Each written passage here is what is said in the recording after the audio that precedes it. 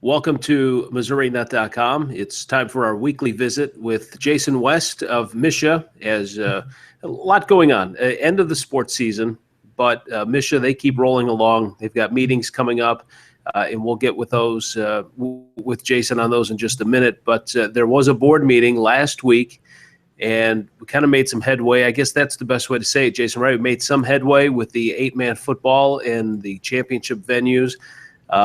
What we know so far is that 8-man and the Class 6 championship games will stick together, but now we're just trying to work out the logistics. Is that right?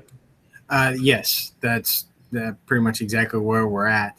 The board did approve the moving of the 8-man and Class 6 games to a week earlier than the normal schedule that we've had on the Friday after Thanksgiving, the Saturday after Thanksgiving. That those two games will be played the Friday night prior to Thanksgiving now. In the last several years since we reformatted the playoffs, 8-man and Class 6 have had a week off from their semifinal and basically 2 weeks until the championship game. So the board, going on recommendations from coaches and schools, voted to eliminate that off week and move those games up a week and kind of follow the same schedule or the same locations as the other games. But we're still waiting to hear back from one of the locations on host sites to make sure they're okay with the change in the schedule, since it was different than what we put out for our request from proposals before we said, yes, this is where we're going in this year, this is where we're going for this year. We wanted to make sure both of those locations are okay with that, and we don't have to make any other changes on sites. And I would think the reason behind that is you're asking a venue to host 2 weekends now, so you've got to make sure that they don't have any events planned, and I'm sure that there's some personnel that they need to get in place. So that may take a little bit of time to kind of work through. Is that right? Exactly, and especially the timing that this decision has hit. We're in June, July, and a lot of people are on vacations and trying to coordinate that, getting people back into the office and being able to return messages or emails. So that's we've hit that part now, and having ships in the night passing each other, so to speak, is where we're at, and why we're waiting. Now, I've had some people that have messaged me on Twitter. They've responded on social media to this story, and they've asked me, they said, well, what are the options? What are the venues that are in play? Are you able to talk about that now, or do you have to keep that under wraps? No, we're able to talk about it, and really, because of hosting both 8-man and Class 6, the two options are Mizzou and Missouri State. And so with keeping those two games together, that essentially ruled out Chillicothe and Cameron because their facilities wouldn't be able to accommodate the Class 6 championship game.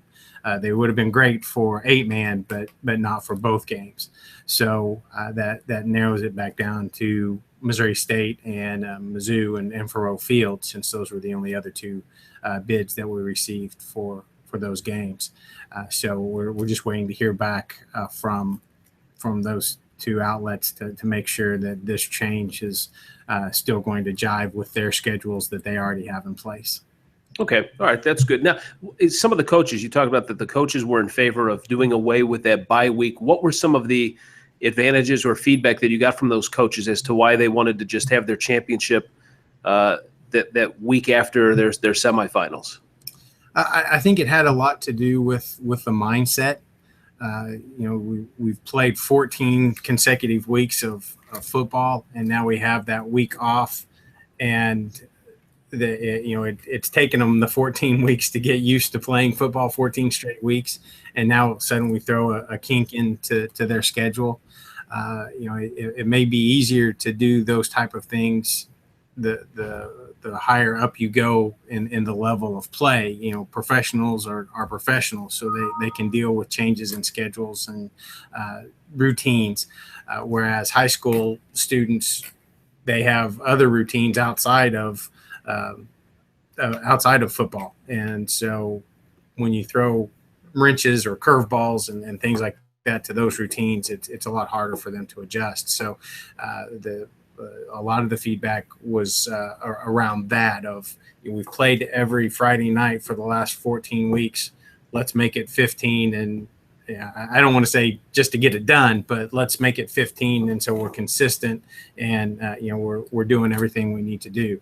Another piece of that goes along with that is it was harder for them to keep those kids engaged during that off week. And then they come back from Thanksgiving and there's people that didn't want to practice on Thanksgiving. And so they're no longer on the team once they get there, and filling in those holes for people making decisions, or some people make the wrong decision over that break and find themselves in situations they probably shouldn't be in, and the team's dealing with that. So coaches just said, let's go all the way through and try to eliminate that temptation of not being prepared and keep it 15 straight weeks. Yeah, and I think that's a great move because, like you mentioned, you get to the pros, you get to the NFL, they've got commitments, especially leading up to the week of the Super Bowl. And so there's the media circus, and there's a chance to get bodies a little healthier. I think I would think that kids probably bounce back a little bit quicker than a 31-year-old guy that's getting ready for the Super Bowl. He could probably use that extra week after banging into 300-pound guys for 16, 17 weeks of the season. Well, more than that when you throw a playoff. So yeah, that's a good move then. So they'll be moved up a week early for Class 8 and Class 6, and no bye week. And then they get rolling, and then the kids stay focused too, because teenagers, they've got their mindset on other things. So you don't play football for a couple of weeks. It's like, what's next? What am I on to next? So busy kids. Christmas break. Yeah, exactly. The countdown has started. So, all right, you've got some meetings coming up. Why don't you talk about what's coming up this week, and then next week you're going to be on the road. It's like Reno 911 revisited here. It sounds like. Hopefully I'll be able to visit that. But tomorrow we have our media advisory committee meeting. It's going to be the last advisory committee meeting of the year. So we get together, have I believe 7 of the 8 representatives will be there tomorrow. One gentleman just had his first grandson, so said that certainly takes priority over my meeting. So he's celebrating that, and won't be able to be there. But we'll discuss our championships and how well they think they went from their aspect, and if we made sure we met all of their needs, and also discuss our website, some things that we're doing there, and seeing if we can make it better and help them in their covering of the events. So we've got a nice little agenda, meet for a couple of hours tomorrow, and then be able to hit the ground running for next year. And then next week we have our National Federation summer meeting where we have all 51 of the state associations come together, and it's in Reno, Nevada. So I'll get to maybe see some of the sites there that were highlighted on Reno 911, and meet with our colleagues from around the country and hear some of the horror stories or some of the good stories that they have. And you'll be presenting, won't you? I'm actually presenting this year. It's the second time for being asked to present. This year, the topic is the impact of social media on public relations. So I'm actually learning a lot about social media as I'm preparing for the presentation. But it should be interesting. That's going to be Saturday morning, which is the last day of the conference, and first thing Saturday morning. So maybe if I have plenty of coffee in the room, people will actually be awake and be paying attention. Well, and but do you want them paying attention? I mean, I would think at the end of the conference, you could throw something together. You could slap a couple of our Google Hangouts together and show them the power of social media, because these go off without a hitch every week. Oh, exactly. Modern technology is wonderful and has had a huge impact on social media. So you play a couple minutes of art. They'll be half the room will be nodding off. That'll be you'll skate through that. That's how I would handle that. Right now, the presentation is social media has had a huge impact on public relations. Thanks, Skip. There you go. See ya. Yeah. All right. Well, that's good. Well, all right. Not bad. So you're going to be busy. We'll find out in the next couple of weeks what's going to happen with 8-man football, whether it's at Missouri State or Mizzou, along with the Class 6. And then we'll touch, I guess well, now are you going to be around next week? Will we be able to touch base with you one more time before you leave?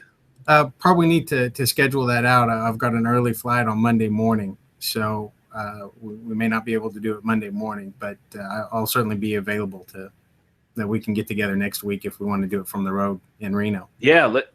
Try to get like some, mountains in the background or some good scenery. Not the slots. Yeah. Well, yeah, that too. That'd be all right. That'd be kind of interesting. Yeah. Wherever you wind up. Yeah. At the blackjack table and put the computer next to me. All right. That's good. Let's plan on that one then too. All right. Okay. That's Jason West from MSHSAA, Communications Director, always filling us in as to what's going on with high school sports here in Missouri. And then we'll find out next week what's going on across the country too and see how it impacts kids here in Missouri. Thanks a lot for watching. And again, you can catch us every week here at MissouriNet.com. Thanks for watching. We'll talk to you again soon. Thanks, Jason. Thank you, Bill.